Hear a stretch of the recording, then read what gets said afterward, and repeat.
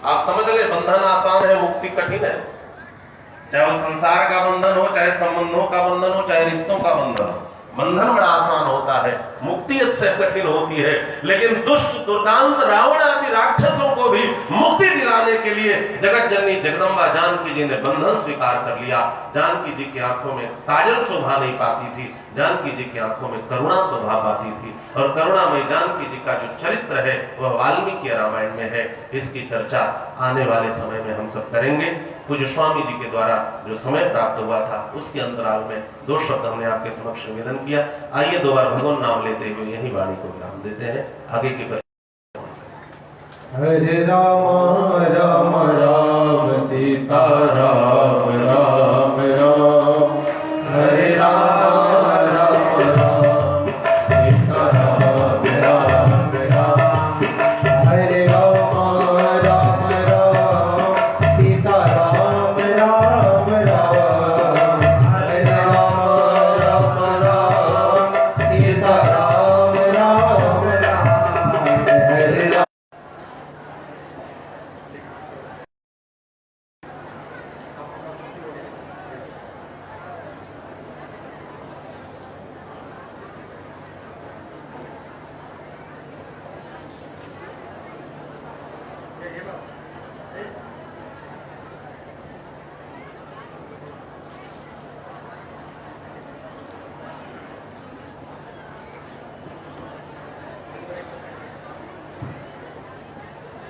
नारायण नारायण। आगे पीछे छोटे प्रसन्न मत।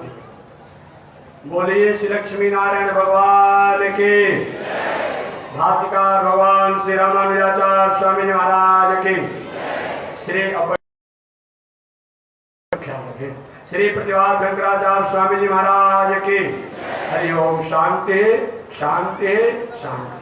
बस 10 मिनट में आपके सामने अपने वाणी को निवेदन करूंगा, क्योंकि धीरे धीरे अपने आप सभी कथाएं अपने समय और अंतराल में रहेगी, तो आज केवल प्रारंभ करना है।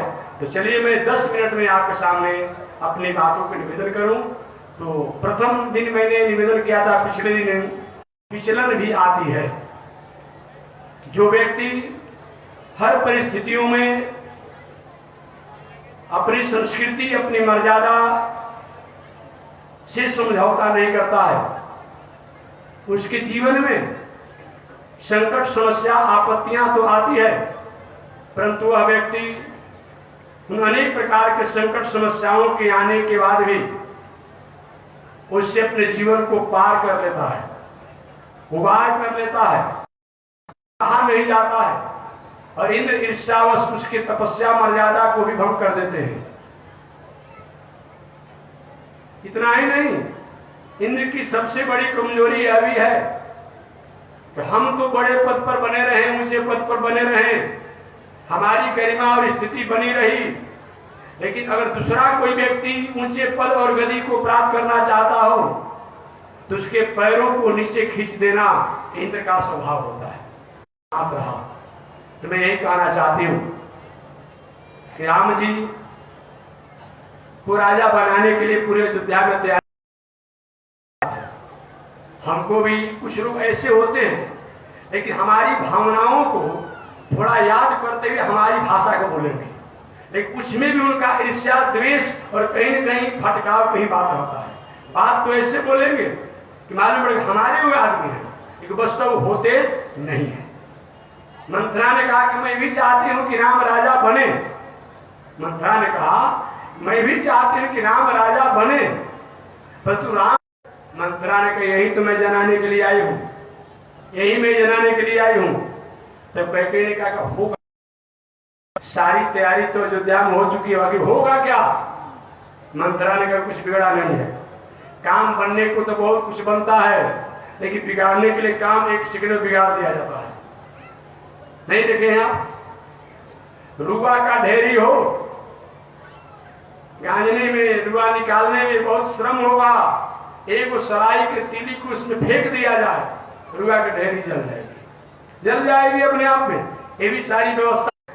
लेकिन राम जी राजा न बने। इंद्र के मन में भावना है हम राजा बने रहे, लेकिन राम जी राजा नहीं बने। क्यों?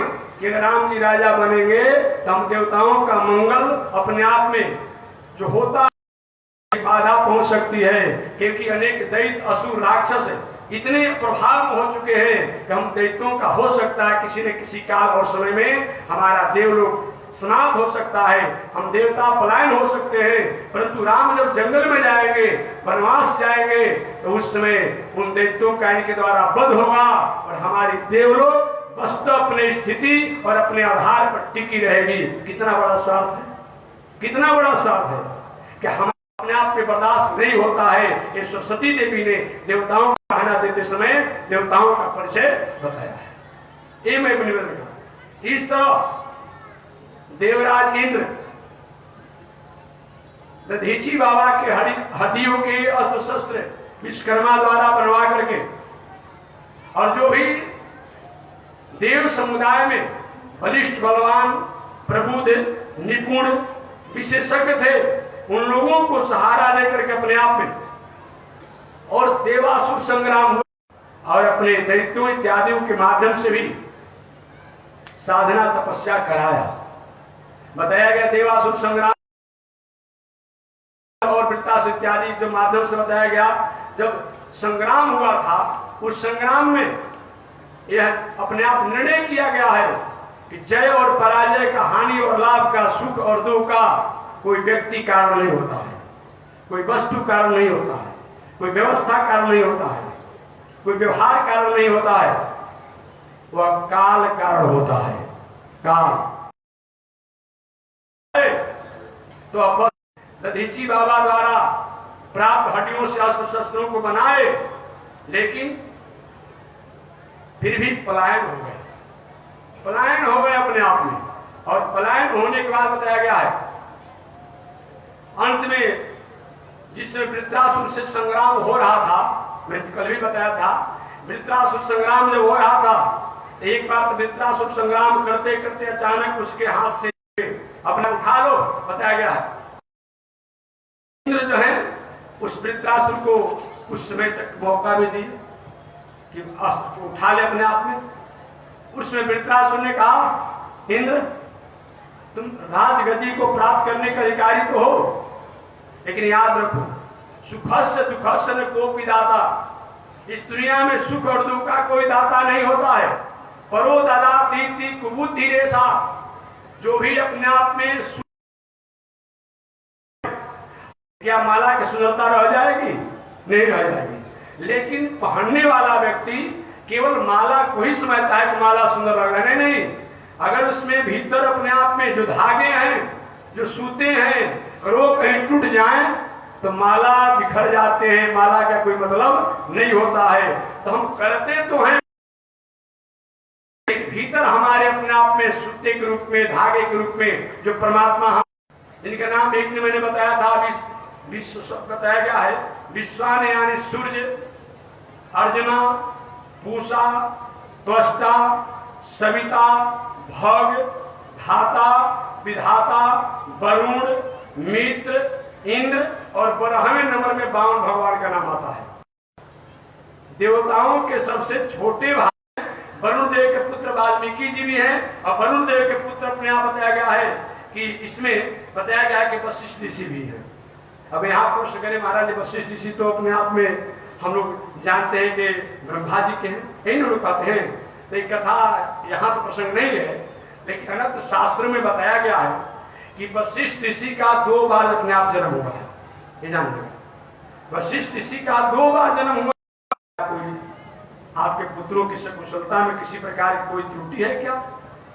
क्या किसी ने आपको कोई अपमान किया है क्या? क्या आपने दिनचर्या में कहीं किसी ने दिनचर्या का आपने खो दिया है, भूल गई हो क्या? क्यों आपके नेत्रों में अशुद्धारा देखे जाते हैं? उस समय दैत्यों की माता दिति ने कहा, हमें किसी प्रकार कष्ट नहीं है, आप जैसे पति जहां मिले हो तो कष्ट किस बात की है, लेकिन हमारे मन में कष्ट भी प्रभावशाली, ऐश्वर्यशाली, कीर्तिशाली बनेगा। और अगर उस व्रत को भंग कर दोगी तो तुम्हारा पुत्र दैत्य नहीं रह करके बल्कि देवताओं का पक्षधर हो जाएगा, मित्र बन जाएगा, सहयोगी बन जाएगा। दीदी ने कहा प्रभु आप जो भी व्रत बताएंगे मैं करूंगी, लेकिन ऐसा व्रत और हमें ऐसा अपने नियम बताएं जो कि हमारे भी पुत्र अपने आप में देवताओं के समान अपने आप मर्यादा और ऐश्वर्य के अधिकारी। कश्यप ऋषि ने कहा पुत्र करना चाहिए, उस व्रती को किसी तरह का हिंसा नहीं करना चाहिए, व्रती को किसी प्रकार का हिंसा नहीं चाहिए, दुर्जन व्यक्ति से वार्तालाप नहीं करना चाहिए, बिना धोया वस्त्र नहीं पहनना चाहिए, किसी की उतारी हुई माला या वस्त्र को नहीं पहनना चाहिए, नख या रोम को अनुष्ठान के समय में कोई विषम परिस्थिति न हो तो बार बार काटने की नोचने की कोशिश नहीं करना चाहिए, किसी का जूठा भोजन नहीं खाना चाहिए, दोनों हाथों से जल से पानी नहीं पीना चाहिए। ऐसे भी अपने आप बताया गया है। वो तो व्रत दुश्मन है ही जो जहाज की यात्रा में अपने आप प्राय हुए